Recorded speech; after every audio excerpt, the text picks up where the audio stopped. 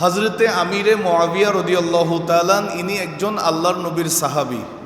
ইনি ইন্তেকাল করলেন ৬০ হিজরিতে। ইন্তেকালের পরে এজিদ খেলাফতের মসনদে বসে গেছে। সেই সময় মদিনার গভর্নর ছিল হজরতে ওয়ালিদ ইবনে উকবা, যিনার অন্তরে আহলে বাইতে রসুলের প্রতি ভালোবাসা আছে। তিনাকে একটা চিঠি লিখলেন এজিদ, কুফা থেকে মদিনায় একটা চিঠি পাঠালেন। সেই চিঠিতে কি বলছে? ফাখুযু হুসাইনান ওয়া আব্দুল্লাহ ইবনে আমর ওয়া ইবনে জুবাইর বিল বাইআতি আখযান লাইসা ফীহি রুখসাতুন হাত্তা ইউবাইউ। ওই মদিনার গভর্নরের কাছে এজিদ বলছে, ইমামে হুসাইন রাদিয়াল্লাহু তাআলা, হযরতে আব্দুল্লাহ ইবনে ওমর রাদিয়াল্লাহু তাআলা, হযরতে আব্দুল্লাহ ইবনে জুবাইর রাদিয়াল্লাহু তাআলা, এই তিনজনের কাছে আমি ইয়াজিদের পক্ষ থেকে বায়াতের খবর পাঠাও। যতক্ষণ না তারা আমার উপর বায়াত গ্রহণ করবে না, আমি এজিদকে খেলাফতের দায়িত্বে, আমার মসনদকে, খেলাফতকে তারা স্বীকার করবে না, মানবে না। ততক্ষণ যেন তারা মুক্তি না পায়, তাদেরকে তারা সৎ ইচ্ছায় যদিও বায়াত হতে না চায়, জোরপূর্বক বায়াত নিয়ে নাও। জোরে বলি নাউজুবিল্লাহ। ওয়ালিদ ইবনে উকবা মদিনার গভর্নর চিন্তায় পড়ে গেলেন। ইমামে হুসাইন আহলে বাইতে রসুলের সদস্য, নবীজির কলিজার টুকরা, ওনাকে কেমনে জোর করব। ওই ওয়ালিদ ইবনে উকবার একজন সহচর ছিল, বড় পাপিষ্ট, যার নাম হচ্ছে মারওয়ান বিন হাকাম। সে বলছে, হে ওয়ালিদ বিন উকবা, আপনি তাড়াতাড়ি তাদেরকে খবর পাঠান, যদি তারা না মানে তাদেরকে শহীদ করে ফেলেন। জোরে বলি নাউজুবিল্লাহ। হযরত ইমামে হুসাইন রাদিয়াল্লাহু তাআলা এবং আব্দুল্লাহ ইবনে জুবাইর রাদিয়াল্লাহু তাআলা তারা মসজিদে নববীতে বসে কথা বলছেন। এমন সময় ওয়ালিদ বিন উকবার প্রতিনিধি এসেছে, আপনাদেরকে মদিনার গভর্নর ওয়ালিদ বিন উকবার ডেকেছেন। ইমামে হুসাইন বলেন, আমি পড়ে যাব। মানুষটা চলে গেছে। তিনি আব্দুল্লাহ ইবনে জুবাইরকে বলছে, আমার মন বলছে হযরতে আমিরে মুআবিয়া রাদিয়াল্লাহু তাআলা ইন্তেকাল করেছেন। ইমামে হুসাইন বলছেন, সেই কারণে এজিদ খবর পাঠিয়েছে তার কাছে বায়াত হওয়ার জন্য। আল্লাহর রাসূলের ভিতরে ইলমে গায়েব আছে না নাই? হযরত ইমামে হুসাইন রাদিয়াল্লাহু তাআলা গেলেন। আব্দুল্লাহ ইবনে জুবাইর তিনি যান নাই, তিনি মক্কায় চলে গেছেন আগেভাগে।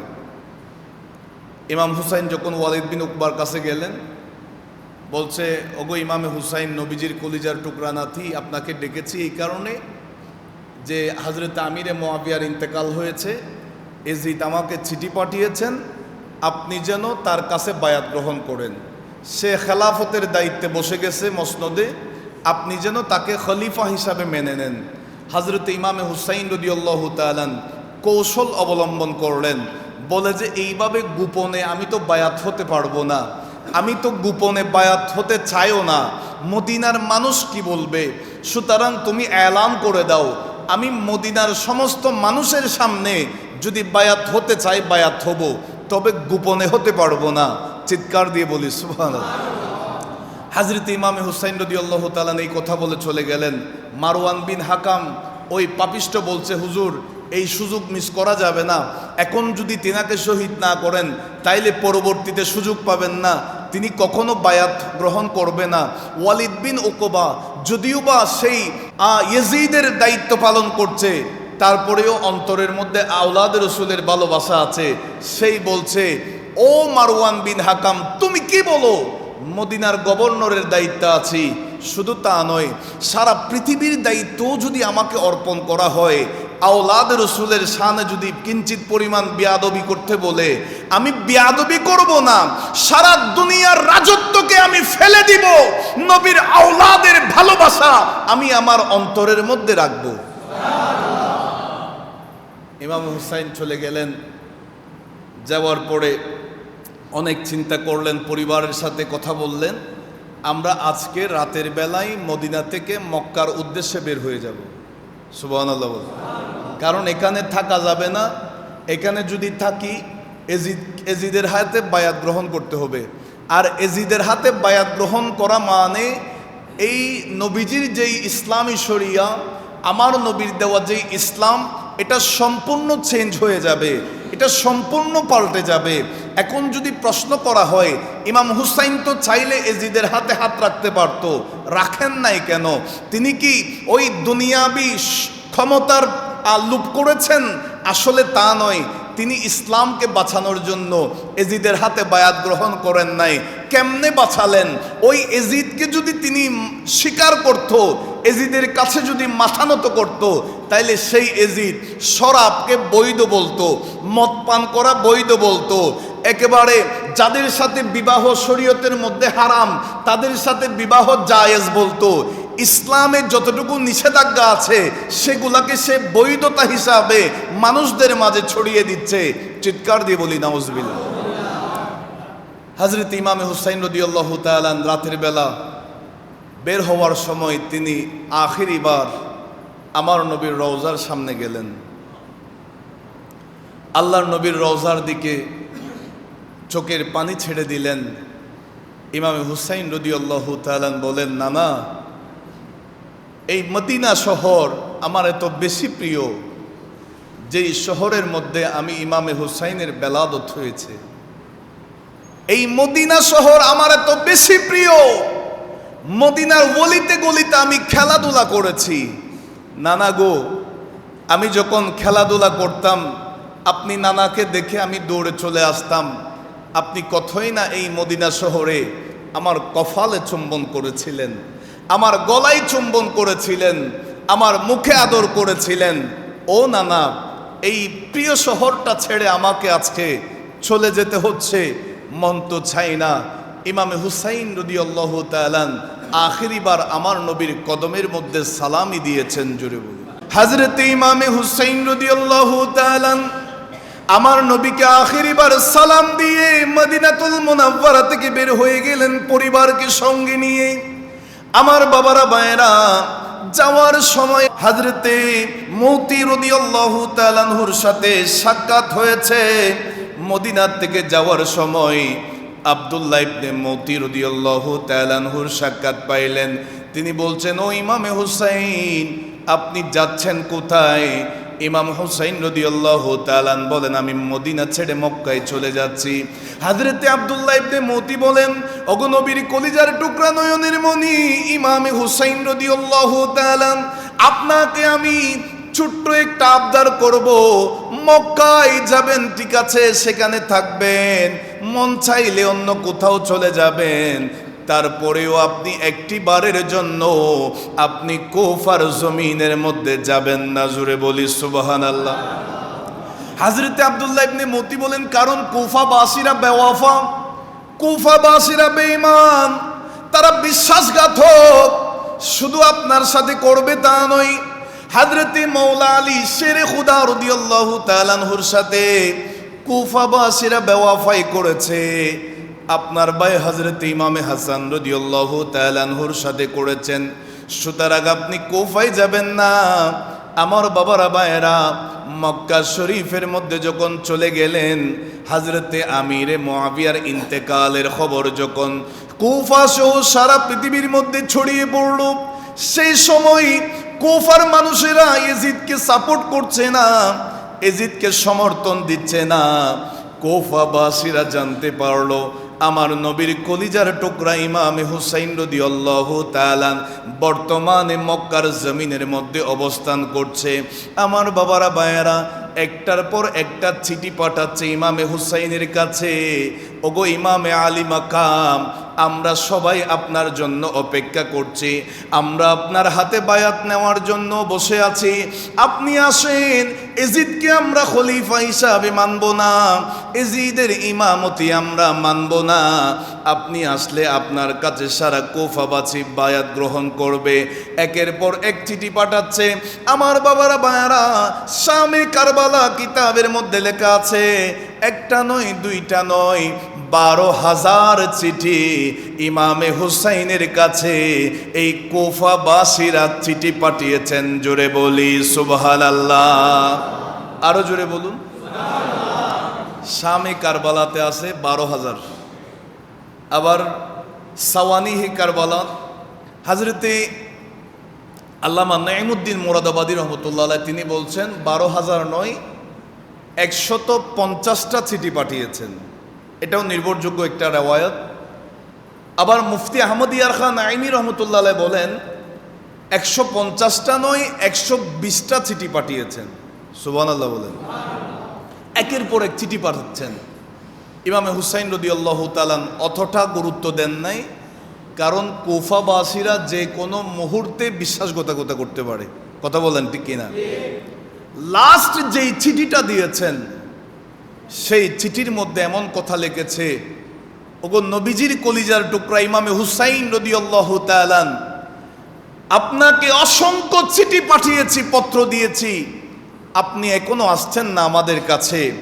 আমরা চাচ্ছি, আপনার আগমনের অপেক্ষা করছি, আমরা আপনার বায়াত নেওয়ার জন্য চাচ্ছি, আপনি আমাদের কাছে আসছেন না। তবে আমরা আপনাকে বলে দিচ্ছি, কাল হাসরের ময়দানে যদি আল্লাহর আদালতে আমার নবী যদি আমাদেরকে জিজ্ঞাসা করে এজিদের হাতে কেন হাত রেখেছো, এজিদের কাছে কেন বায়াত নিয়েছো, তখন আমরা বলবো, ইয়া রাসূলুল্লাহ, আপনার নাতিকে ইমামে হুসাইনকে আমরা বলেছিলাম আমরা ইয়াজিদের হাতে হাত দিব না, আমরা আওলাদের রাসূলের হাতে হাত দিব, আমরা নবীর আহলে বাইতের হাতে হাত দিব, ইমামে হুসাইনের হাতে বায়াত গ্রহণ করব। আমরা তিনাকে ডেকেছিলাম, তিনি আসেন নাই। সুতরাং হাসরের ময়দানে আমরা আপনার কথাটা তুলে ধরব। ইমামে হুসাইন রাদিয়াল্লাহু তাআলা আনহুর এই চিঠিটা কলিজায় লেগেছে। তিনি আর দেরি করেন নাই, সিদ্ধান্ত নিলেন প্রথমে আমার ভাই হযরতে মুসলিম ইবনে আকিল রাদিয়াল্লাহু তাআলা আগে তিনাকে পাঠাবো, তিনি সেখানকার পরিস্থিতি বুঝবেন, বুঝার পরে আমার কাছে চিঠি পাঠাবেন। আমাকে যদি যাইতে বলেন আমি সেখানে যাব কুফার জমিনে। চিৎকার দিয়ে বলি সুবহানাল্লাহ। আরো জোরে বলেন। হযরতে মুসলিম ইবনে আকিল রাদিয়াল্লাহু তাআলা ইমাম হুসাইন রাদিয়াল্লাহু তাআলা আনহুর চাচাতো ভাই রওনা হয়ে গেলেন কুফার জমিনে। তিনি যখন রওনা হয়ে গেছেন, তখনকার সময়ে কুফার গভর্নর ছিল হযরতে নোমান ইবনে বশির। তিনিও একজন আহলে বাইতের প্রেমিক ছিলেন, যদিও বা এজিদের দায়িত্ব পালন করছে, তবে আহলে বাইতের সাথে বেয়াদবি করে নাই। সুবহানাল্লাহ। হযরতে মুসলিম ইবনে আকিল যখন কুফায় গেছেন, প্রথম দিন একজন নয়, দুইজন নয়, 18,000 কুফাবাসী ইমাম মুসলিম ইবনে আকিলের হাতে বায়াত নিয়েছেন। তিনি দেখে তো কুফাবাসীর ভিতরে নবীর প্রেম, আওলাদের রাসূলের ভালোবাসা দেখে তিনি আশ্চর্য হয়ে গেলেন। দেরি করেন নাই, সাথে সাথে চিঠি লিখে দিলেন, ওগো ইমামে আলী মাকাম, আপনি দেরি করবেন না, কুফার মানুষরা আপনার জন্য হাহাকার অবস্থায় আছে, আপনার জন্য অপেক্ষা করছে, আপনি তাড়াতাড়ি রওনা হয়ে যান। সেই কথাটা বলেই কুফার মধ্যে তিনি কুফা থেকে মক্কার মধ্যে চিঠি পাঠিয়ে দিলেন। আর এদিকে হযরতে নোমান ইবনে বশির যখন ইমাম মুসলিম ইবনে আকিলের আগমনের কথাটা ওই ইয়াজিদের কানে পৌঁছায় নাই, নীরবতা পালন করেছেন।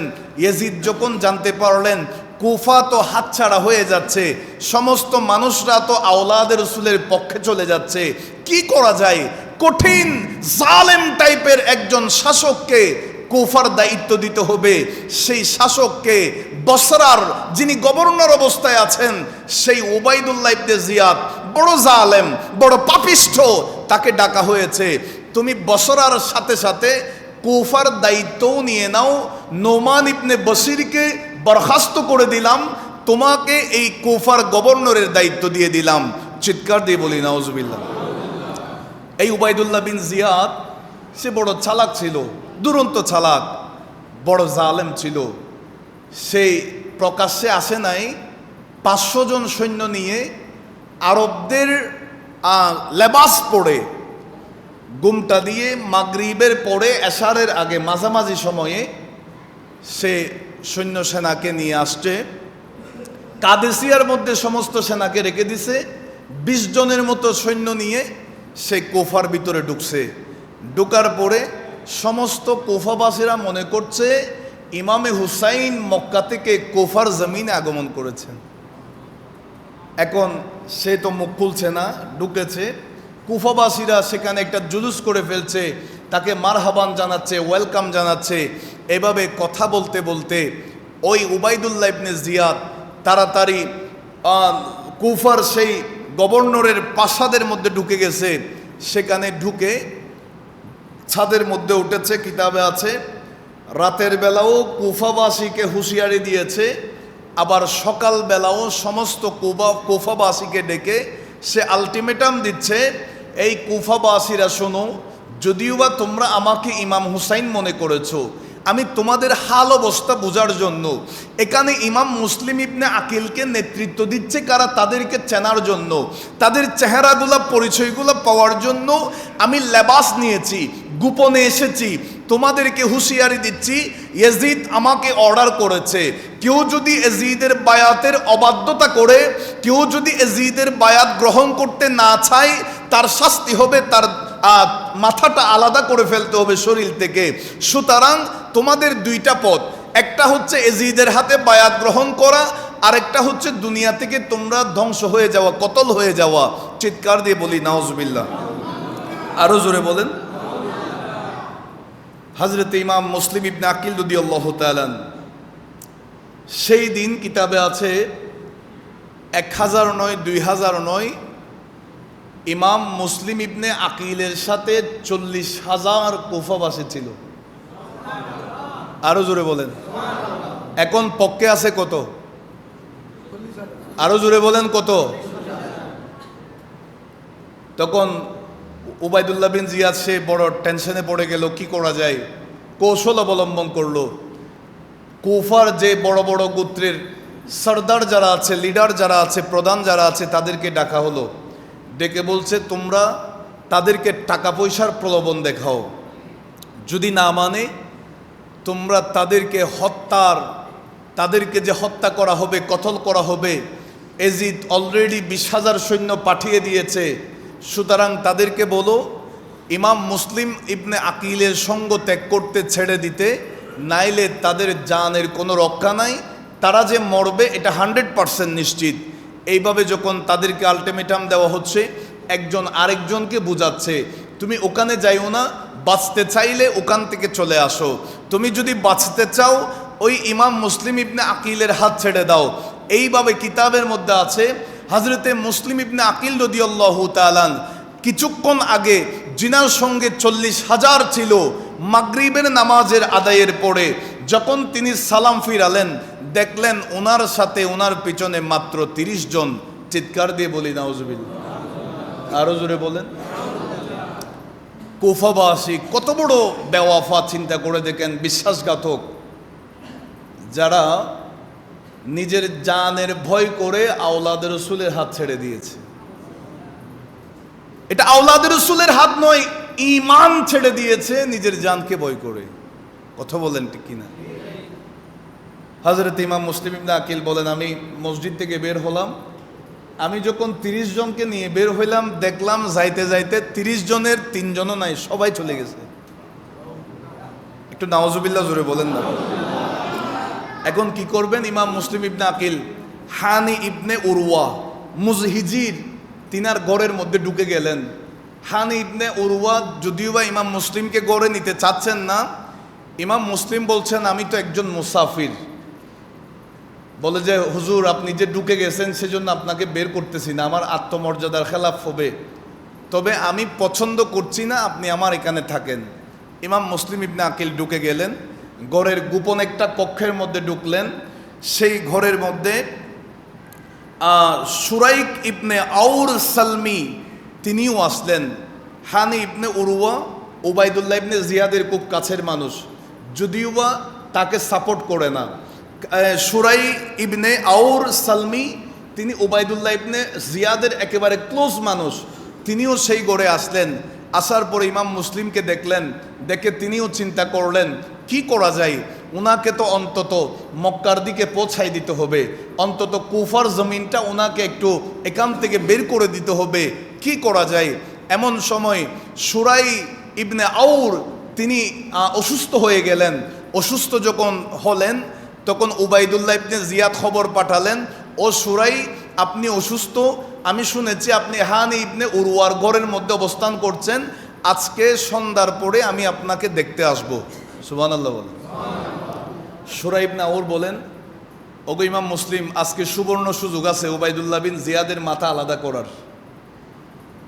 আমি শুয়ে থাকব, যখন সে আসবে আপনি একটু লুকিয়ে থাকবেন, আত্মগোপনে থাকবেন। আমি যখন বলবো আমাকে একটু পানি দাও, আমি পানি দেওয়া বলবো মানে এটা সিগন্যাল দেওয়া, আপনি এসে তার পিছন থেকে আঘাত করবেন। উবাইদুল্লাহ বিন জিয়াদও এসেছে, সুরাই বলছেন আমাকে পানি দাও, কেউ আসে না, আমাকে পানি দাও। এভাবে কয়েকবার ডাকার পরে কেউ আসছে না। ওই উবাইদুল্লাহ বিন জিয়াদের যে সহচর, সে বুঝতে পারলো এখানে কোনো ঘটনা ঘটতে যাবে, তাড়াতাড়ি উবাইদুল্লাহ বিন জিয়াদকে নিয়ে চলে গেছে, বের হয়ে গেছে। ইমাম মুসলিমকে জিজ্ঞাসা করা হলো, আপনি এত সুবর্ণ সুযোগ থাকা সত্ত্বেও আপনি কেন উবাইদুল্লাহ বিন জিয়াদকে কতল করেন নাই, হত্যা করেন নাই? তিনি বলছেন, আমি দুইটা কারণে করি নাই। প্রথমত, আমি একটা ঘরের মেহমান হয়েছি, আমার এই ঘরের আমি মেহমান, যিনি মেজবান তিনার ঘরের মধ্যে আমি উবাইদুল্লাহ বিন জিয়াদকে হত্যা করব, এটা তিনি পছন্দ করেন না, সেই কারণে আমি করি নাই। দ্বিতীয়ত, আমার নবী বলেছেন যে পিছন থেকে আঘাত করবে, মানুষদেরকে বোকা বানিয়ে আঘাত করবে, শত্রুকে বোকা বানিয়ে আঘাত যে করবে, সে কখনো মুমিন নয়, এটা মুমিনের কাজ নয়। সেই কারণে আমি উবাইদুল্লাহ বিন জিয়াদকে পিছন থেকে আঘাত করি নাই, আমি আত্মগোপনে আঘাত করি নাই, সেই কারণে আমি তাকে কতল করতে পারি নাই। চিৎকার দিয়ে বলি সুবহানাল্লাহ। অথচ এত কঠিন একটা পরিস্থিতি, তারপরেও তিনারা আমার নবীর হাদিসকে কিভাবে মেনেছেন চিন্তা করে দেখেন। আমার বাবারা ভাইয়েরা, ওই সুরাই গড়ের মধ্যে ছিল। এখন উবাইদুল্লাহ বিন জিয়াদ সে তো বড় চালাক, সে চিন্তা করলো মুসলিম বিন আকিল কার ঘরের মধ্যে আছে, খবর নিতে হবে। খবর দেওয়ার জন্য খুব হাই লেভেলের একটা গুপ্তচরকে নিয়োগ দিল। আমাদের দেশে যেরকম সিআইডি বলি, কোনো বিষয় উৎখাত করার জন্য, যে কোনো বিষয় তদন্ত করার জন্য, সে সময়ের এক সিআইডি যার নাম হচ্ছে মুয়াক্কাল, বড় চালাক ছিল। তার হাতে 3000 দিরহাম দিয়েছে, এই 3000 দিরহাম দিচ্ছি, তুমি যে কোনোভাবে এই কুফার মধ্যে মুসলিম বিন আকিল কারগরের মধ্যে আছে খবর নিয়ে দেখো। সে চিন্তা করলো আমি মুসলিম বিন আকিলের খবর পাবো কোথাও না, মসজিদের মধ্যে বিভিন্ন ধরনের মানুষ আসে, সেখান থেকে খবর পাবো। আসরের সময় নামাজ পড়ছে, মাগরিবের নামাজও পড়লো। দেখা গেল সমস্ত মুসল্লিরা নামাজ পড়ে বের হয়ে গেছে। মুয়াক্কাল চালাক, মার্ক করতেছে কাকে ধরা যায়। দেখা গেল কোনার মধ্যে একটা মানুষ নামাজ পড়ছে, সেই মানুষটা নামাজ পড়ছে যিনার নাম হচ্ছে হযরতে মুসলিম ইবনে আওসাজা আল আসাদি রাদিয়াল্লাহু তাআলা, বুজুর্গ টাইপের মানুষ। ওই মুয়াক্কাল গেছে ওনার পাশে, বলে যে হুজুর, আমি তো অনেক দূর থেকে এসেছি, অভিনয়টা খেয়াল করেন। আমার অন্তরে আহলে বাইতের প্রেম ভালোবাসা অতি বেশি, বেশি মহব্বত। বর্তমানে আমাদের শিয়া সম্প্রদায় যারা বেশি মহব্বত দেখায়, এই ধরনের হবিস আর কি। 3000 দিরহাম নিয়ে আসছি, আমি চাচ্ছি মুসলিম ইবনে আকিলের হাতে বায়াত হতে।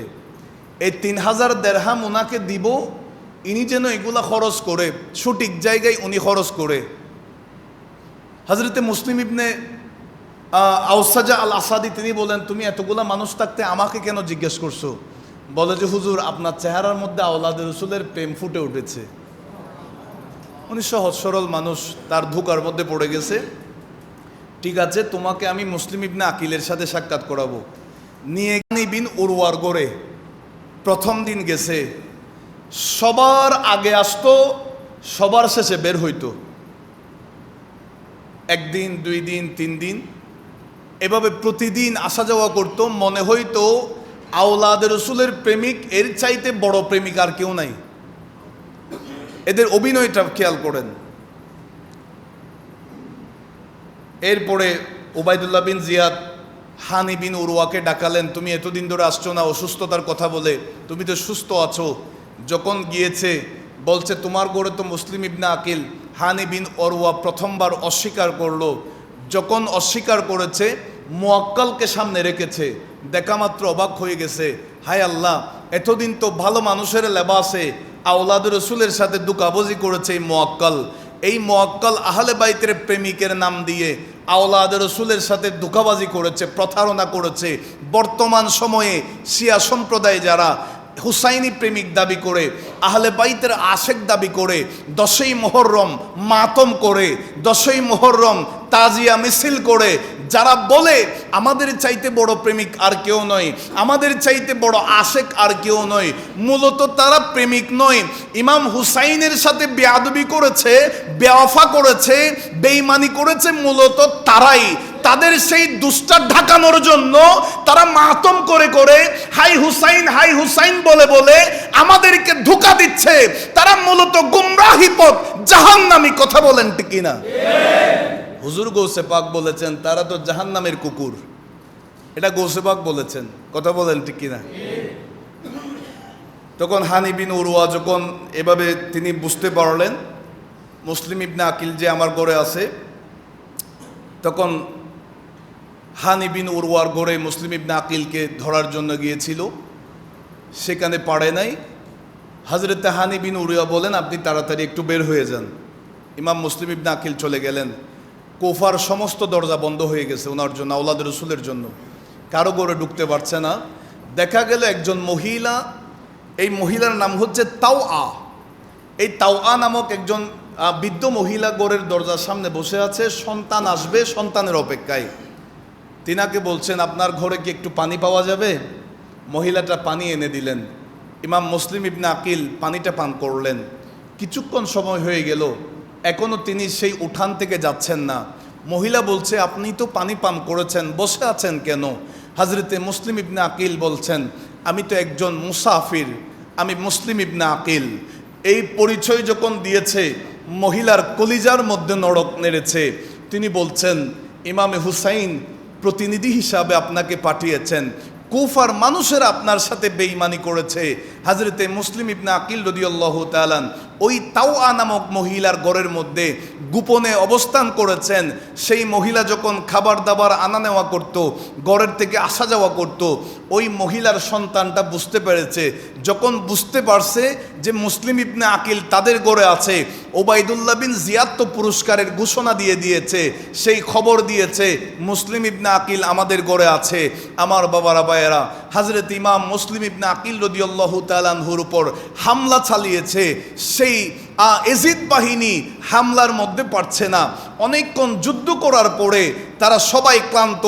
ইমাম মুসলিম ইবনে আকিলকে কৌশল অ্যাপ্লাই করে তিনাকে সঙ্গে নিয়ে ওবাইদুল্লাহ বিন জিয়াদের ওখানে চলে গেছে। হযরত ইমাম মুসলিম ইবনে আকিল রাদিয়াল্লাহু তাআলা পিপাসান্বিত অবস্থায় যখন দেখলেন ওবাইদুল্লাহ বিন জিয়াদের রাজপ্রাসাদের কোনায় ঠান্ডা পানির একটা মস্কো দেখা যায়, তিনি বলছেন আমাকে একটু পানি দাও। ওনাকে পানি দেওয়া হলো। পানি যখন মুখে নিয়েছে সমস্ত পানির গ্লাসের মধ্যে ব্লাডে পরিণত হয়ে গেছে, সেই পানি ফেলে দেওয়া হয়েছে। আবারও দিলেন, পানি যখন মুখে নিলেন আবারও ব্লাডে পরিণত হয়েছে, আবারও নিয়েছেন, তিনার দন্দন মুবারক বের হয়ে গেছে। হযরতে মুসলিম ইবনে আকিল রাদিয়াল্লাহু তাআলা বুঝতে পারলেন দুনিয়ার পানি পান করার টাইম আমার নাই, আমি তো কাউসারের পানি পানের অপেক্ষায় আছি। জোরে বলেন, আরেকটু জোরে বলেন। হযরত ইমাম মুসলিম ইবনে আকিল রাদিয়াল্লাহু তাআলা আনহুকে ছাদের মধ্যে ওঠানো হলো, সেখানে তিনাকে শহীদ করা হলো। হযরতে ইমাম মুসলিম ইবনে আকিল রাদিয়াল্লাহু তাআলা শাহাদাতের আগ মুহূর্তে ইবনে সাদ তিনার আত্মীয় ওবাইদুল্লাহ বিন জিয়াদের ওখানে চাকরি করে, তিনি বলেন আমি ইবনে সাদকে একটা নসিহত করব, তার সাথে আমার কিছু পার্সোনাল কথা আছে। তখন বলছেন ও ইবনে সাদ, আমি আমার শাহাদাতের আগে তোমাকে আমি কয়েকটা ওসিয়ত করছি। প্রথম নাম্বার, কুফার জমিনে অমুক মানুষে আমার কাছে 700 দিরহাম কর্জ পাবে, সেগুলো আমি ব্যক্তিগত কাজে খরচ করেছি, একটু পরেই শাহাদাত হবে, একটু পরেই দুনিয়া থেকে পর্দা করবেন, তারপরেও চিন্তা করলেন দুনিয়া থেকে চলে যাব, মানুষের হক মেরে নয়, মানুষের হক আমি নষ্ট করব না, ওই 700 দিরহাম আমার কাছে যে হক পাবে, কর্জ পাবে, সেটা একটু পরিশোধ করে দিও। জোরে বলুন, আর একটু জোরে বলেন। আওলাদে রাসূলরা আমাদেরকে শিক্ষা দিচ্ছেন মানুষের হক কখনো নষ্ট করা যাবে। দ্বিতীয়ত আমার ওসিয়ত হচ্ছে আমার দাফন কাফনের ব্যবস্থা করবা, আমার জিসিমটা যেন দাফন করে ফেলবা। তৃতীয়ত ইমাম হুসাইন রাদিয়াল্লাহু তাআলা আনহুকে তো আমি চিঠি পাঠিয়ে দিয়েছি, তিনি অলরেডি রওনা হয়ে গেছেন পরিবারকে নিয়ে।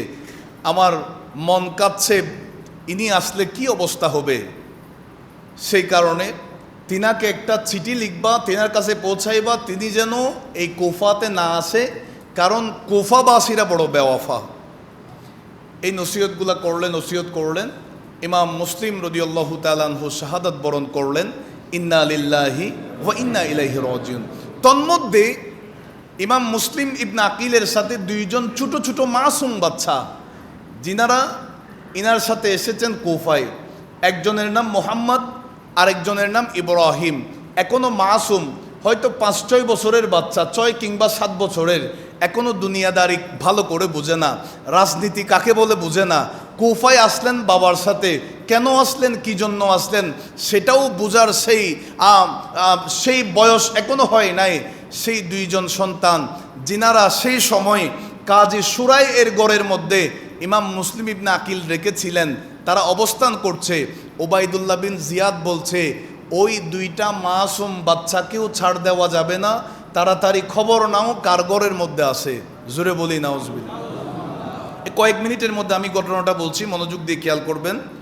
এই ছোট মাসুম দুইজন হযরতে মুহাম্মদ এবং ইব্রাহিম রাদিয়াল্লাহু তাআলা আনহুমা, তিনারা যখন কাজী সুরাইয়ের ঘরে অবস্থান করছে, তখন তিনি বুঝতে পারলেন ওবায়দুল্লাহ বিন জিয়াদ যে কোনো মুহূর্তে তাদেরকে নিয়ে যাবে, বন্দি করে ফেলবে। তখন তার সন্তান আসাদকে বলছে এদেরকে তুমি একটা কাফেলার মধ্যে তুলে দাও, এই কাফেলা করে তারা কুফা থেকে বের হয়ে যাবে। রাতের বেলা বের করে দেওয়া হলো, কাফেলা একটু আগে চলে গেছে, এখন আর খুঁজে পাচ্ছে না। এই সন্তানকে বলছে মানুষের পায়ের ছাপ দেখা যাচ্ছে, এই রাস্তা দিয়ে তোমরা চলে যাও, হয়তো সকাল হতে হতে কুফা থেকে বের হয়ে যাবা। ওই ছোট্ট মাসুম বাচ্চা দুইটা সকালবেলা বের হয়ে গেছে, সারা রাত হেঁটেছে, সকালবেলা দেখা যাচ্ছে যেখান থেকে হাঁটা শুরু করেছে সেই জায়গার মধ্যে, জোরে সরে বলি না সুবহানাল্লাহ, ওই তাদের শাহাদাত যে এখানে লেখা আছে। তখন ওবায়দুল্লাহ বিন জিয়াদের সহচর জানতে পেরে এই ছোট মাসুম দুই বাচ্চাকে বন্দি করে নিয়ে গেছে। বন্দি যখন করে নিয়ে গেছে, সেই জেলের জেলার যিনার নাম হচ্ছে মাশকুর, বড় আশিকে রসুল, বড় আহলে বাইতের প্রেমিক। আরো জোরে বলেন। জালেমের আন্ডারে যদিও বা চাকরি করছে, তবে জালেম নয়, মানুষটা বড় ভালো, এ ধরনের হয় না। যদিও বা ওবায়দুল্লাহ বিন জিয়াদের আন্ডারে কাজ করছে, অন্তরের মধ্যে আওলাদ রসুলের ভালোবাসা আছে। এই ছোট মাসুম বাচ্চা দুইটাকে বলছে তোমাদেরকে আমি রাতের বেলা এখান থেকে বের করে দিব।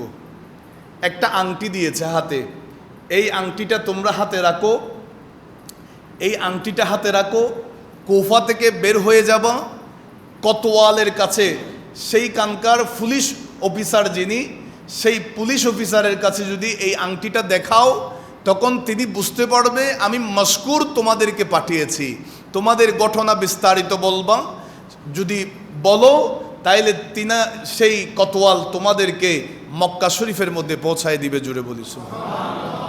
সেই ছোট্ট মাসুম বাচ্চা রাতের বেলা বের হয়ে গেছেন, যাইতে যাইতে সারা রাত হেঁটেছে, হাঁটার পরে দেখা গেল সকালবেলা যেখান থেকে পথ চলা শুরু, আবারও সেই জায়গার মধ্যে অবস্থান করছে। বিশাল একটা গাছ, গাছের পাশেই একটা পানির কূপ, সেই কূপের মধ্যে একজন দাসী মহিলা পানি নিতে আসলেন। দেখা গেল দুইটা নূরের পুতুল এই কূপের পাশে বসে আছে। এত চমৎকার চেহারা, এগুলা তো দুনিয়ার সাধারণ কোনো মানুষের সন্তানের মতো লাগছে না, হয়তো এগুলা তো দুনিয়ার কোনো সাধারণ মানুষের পরিবারের ছেলের মতো লাগছে না, এগুলো আশ্চর্য লাগছে। এত নূরানি চেহারা, দুই ফুটফুটে বাচ্চা এখানে বসে আছে। জিজ্ঞাসা করা হলো, তোমরা কারা? চোখের পানি ছেড়ে দিয়েছে, আমরা মুসলিম ইবনে আকিলের দুইজন সন্তান, আমরা তো পথহারা হয়ে গেছি, নিঃস্ব হয়ে গেছি, এখান থেকে বের হইতে পারছি না, আমাদেরকে সাহায্য করার মতো কেউ নাই। ওই দাসী মহিলা ভালো নেককার বান্দিনী, সেই নিয়ে গেছে আমার যিনি মালিক, সেই মালেকার কাছে, তার ভিতরে আওলাদে রসুলের প্রেম আছে, সেই মালেকার কাছে নিয়ে গেলেন, মহিলার কাছে। এই দুইজন আওলাদে রসুলকে দেখে তিনি বড় খুশি হয়ে গেলেন। মুহাম্মদ এবং ইব্রাহিম রাদিয়াল্লাহু তাআলা আনহুমাকে বুকে টেনে নিলেন, ঘরের মধ্যে জায়গা দিলেন। আমার বাবারা ভাইয়েরা, সেই মহিলার স্বামী নাম হচ্ছে হারেস, বড় জালেম, বড় পাপিষ্ট। উবাইদুল্লাহ বিন জিয়াদ ডিক্লার করে দিয়েছে, এই কুফার জমিনে মুসলিমের যেই দুইজন মাসুম সন্তান, তাদের সন্ধান যে দিতে পারবা, তাদের খবর যে দিতে পারবে, তাকে আমি বিশাল অঙ্কের পুরস্কার দিব। ওই হারেসের ভিতরে লোক ঢুকে গেছে, সারাটা দিন দৌড়াদৌড়ি করেছে, খোঁজাখুঁজি করেছে। ঘরের মধ্যে রাতে যখন একেবারে ক্লান্ত হয়ে গেছে, স্ত্রী জিজ্ঞাসা করছে কোথায় ছিলা? সেই বলছে সারাদিন ঘোরাঘুরি করেছি, ইমাম মুসলিমের দুইজন সন্তানকে তাদের খোঁজ নেওয়ার জন্য পাই নাই। স্ত্রী বুঝতে পারলেন স্বামীর উদ্দেশ্য ভালো নয়, রাতের বেলা ঘুমায় গেলেন। হঠাৎ করে কেমন জানি ঘর থেকে দুইটা ছোট বাচ্চার কান্নার আওয়াজ আসতেছে, জুড়ে বলি সুবহানাল্লাহ। ওই দুইজন বাচ্চা ঘুম থেকে উঠে গেলেন হঠাৎ করে, উঠে একজন আরেকজনকে বলছে, ভাই আমি তো একটা কঠিন স্বপ্ন দেখেছি। সুবহানাল্লাহ। এই ছোট ছোট মাসুম বাচ্চা বলে, আমি স্বপ্নের মধ্যে দেখেছি হযরতে নবী মুহাম্মদ রাসূলুল্লাহ সাল্লাল্লাহু আলাইহি ওয়াসাল্লামের সাথে হযরতে মা ফাতিমা রাদিয়াল্লাহু তাআলা আনহার সঙ্গে, হযরতে মাওলা আলী শের খুদা রাদিয়াল্লাহু তাআলা আনহুর সঙ্গে, তিনাদের সাথে আমার আব্বাজান হযরতে মুসলিম ইবনে আকিল রাদিয়াল্লাহু তাআলা আনহু নবীর সাথে জান্নাতের মধ্যে পায়চারি করছেন, ঘোরাঘুরি করছেন, জুড়ে বলুন। শুধু তা নয়, আমার কামলিওয়ালা নবী বলেন, ও মুসলিম, তুমি একা কেন আসছো? তোমার দুইটা মাসুম সন্তানকে কেন নিয়ে আসো নাই? আরেকটু জোরে বলেন না আল্লাহু আকবার। তোমার দুইটা মাসুম সন্তানকে কেন আনো নাই? ওই ছোট্ট সন্তান বলে, আমি স্বপ্নে দেখলাম আমার বাবা কামলিওয়ালা নবীকে বলছেন, ইয়া রাসূলুল্লাহ, আমার সন্তানেরাও কিছুক্ষণের মধ্যে চলে আসবে। ছোট্ট মাসুম বাচ্চা বুঝতে পেরেছে আমরা এখান থেকে আর বের হইতে পারবো না, এখানে আমাদের শাহাদাত লেখা আছে। ওই হারেস জালেম যখন জানতে পারলো ওই সন্তান দুইটাকে নিয়ে যাচ্ছে উবাইদুল্লাহ বিন জিয়াদের কাছে, চিন্তা করলো কেউ যদি দেখে ফেলে তাইলে তো নিয়ে যাবে। ওই স্ত্রী অনেক বাধা দিয়েছে, সেই স্ত্রীকে সে শহীদ করে ফেলেছে। ওই হারেসের সন্তানও বাধা দিয়েছে, তাকেও শহীদ করে ফেলেছে। এই দুইটা মাসুম ইমাম মুহাম্মদ ইব্রাহিম দুইজনের, এই ছোট মাসুম দুইটা বাচ্চার ওই হারেস জালেম দুইজনের শরীর থেকে মাথাটা আলাদা করে দুইটা মস্তক, মাথা মুবারক হাতের মধ্যে নিয়ে উবাইদুল্লাহ বিন জিয়াদের ঘরে গেছে রাজপ্রাসাদে। বলে যে, গো উবাইদুল্লাহ বিন জিয়াদ, আপনার জন্য তোহফা আনছি, আমাকে পুরস্কার দেন। কি আনছো? দেখা গেল ওই ইমাম মুসলিমের দুইটা ছোট ছোট মাসুম বাচ্চার মাথা মোবারক, চেহারা মোবারক দুইজনকে শরীর থেকে আলাদা করে দিয়েছে। মাসুম বাচ্চা, যিনারা কোনো রাজনীতি বুঝেন না, দুনিয়াদারি বুঝেন না, যিনারা কুফার মধ্যে কেন আসছেন সেটাও জানেন না, এই দুইটা মাসুম বাচ্চার মাথা মোবারক আলাদা করে উবাইদুল্লাহ বিন জিয়াদ রেগে গেছে। আমি কি তোমাকে বলছি তাদেরকে শহীদ করতে? তোমাকে তো শহীদ করতে বলি নাই। এখন যদি ইয়াজিদ আমাদেরকে অর্ডার দেয় তাদেরকে জিন্দা নিয়ে যাইতে, কেমনে নিয়ে যাব? সাথে সাথে ওই জালেম হারেসকেও তার শরীর থেকে মাথাটা আলাদা করে দিয়েছে। চিৎকার দিয়ে বলি নাউজুবিল্লাহ। আমাদের আলোচনা আজকে এতটুকুতে থাক। ইনশাআল্লাহ আমরা আগামী জুমায় ইমামে হুসাইন রাদিয়াল্লাহু তাআলা যে সপরিবারে সঙ্গে নিয়ে কারবালার মধ্যে এসেছেন। 10ই মুহররম যে ঘটনা ঘটেছে, 9ই মুহররম কি হয়েছে, ইমামে হুসাইন, ইমামে আলী আকবর, মাসুমে কারবালা, ইমামে আলী আসগর, ইনাদের যেই শাহাদাতের করুণ ঘটনা, এই বিষয়গুলো ইনশাআল্লাহ আমরা জানবো, শুনবো। আল্লাহ আমাদের ঈমান আকীদা হেফাজত করুন, আমাদের আকীদা মজবুত করার তৌফিক দান করুন, আহলে বাইতের প্রেম ভালোবাসা দিয়ে আমাদের অন্তরকে ভরপুর করে দিক। ওয়া আখিরু দাওয়ানা আলহামদুলিল্লাহি রাব্বিল আলামিন। ওয়াসসালামু আলাইকুম ওয়া রাহমাতুল্লাহ।